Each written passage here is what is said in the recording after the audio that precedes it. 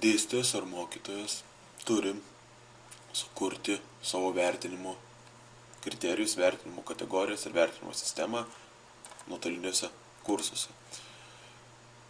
Settings, įvertinimai.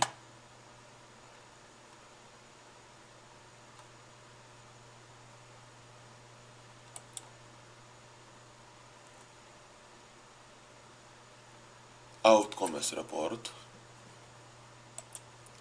Tada pasidarom, kur yra simple view.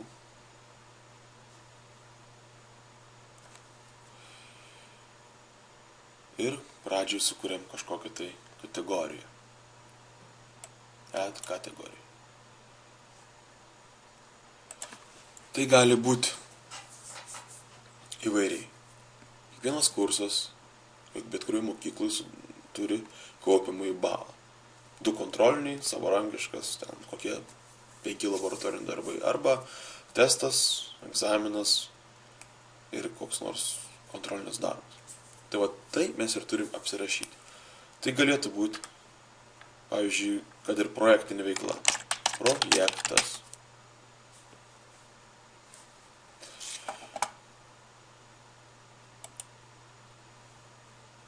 Renkamės valioje, nes kažkokia tai reikšmė pas mumis studentai gauna ne raidės, o pažymių skaičiais.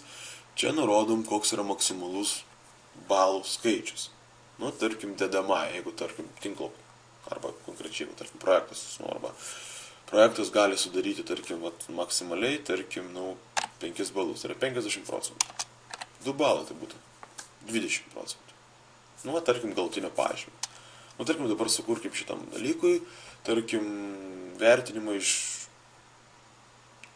tarkim, iš 2 dalių. Vienas būtų projektas, kitas būtų kažkoks, tarkim, atsakymas į klausimus, tai yra testas.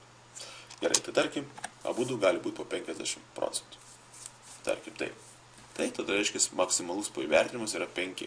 Aišku, jūs galite ir procentais, ir šimtais, paskui ten tik tai atsiskaičiuoti, bet jeigu nurodom 5, tai Moodle visą laiką jau bus vertinimas ir pati apskaičiuos sistema, reiškia, kiek tas studentas vertas. Minimum turbūt vienetas, aš nežinau, 0, pagal situaciją. Išsaugoti pakeitimus. Matom, turim projektą. Aišku, jį galim koreguoti, ištrinti, paslėpti ir panašiai. Kita, kaip matot, kategorija total, matom, kad maksimaliai šitas, reiškia, atsiskaitimo forma gali būti įvertinta maksimaliai 5 balais. Tai yra 50% vertės. Taip. Ir, kaip minėjau, mes dar norim pasidaryti testą, ne? Tarkim, kažkokį kaip kontrolinis, kaip kažkoks atsakymas į klausimus. Pavadinkim tai egzamino testas. Lygiai taip pat jis maksimaliai gali gauti 5 balus. Taip matom. Ir visą jis galės gauti 10 balų.